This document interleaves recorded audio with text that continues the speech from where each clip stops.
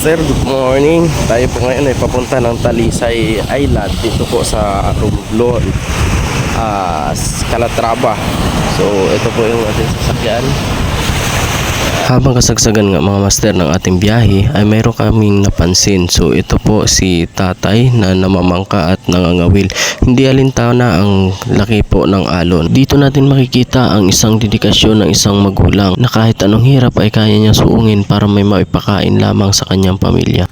Kahit malalim lulusungin ko, lahat ng alon haharangin ko. At dito na nga po tayo mga master sa Barangay Talisay at agad po tayong naglibot upang makita po ang sitwasyon ng lugar. Napakaganda po ng lugar mga master, napakapayapa at higit sa lahat kahit sila po ay nasa kaduluduluhang isla, sila po ay may kuryente. Kaya mapapa-amaze ka talaga sa lugar na ito mga master. Sa aking paglilibot, so mapapansin po natin mga master, ang mga bahay po dito ay bibihira lang yung may tinatawag na bubong. Halos lahat po is nakaplat siya na naka-ready siguro talaga to sa bagyo.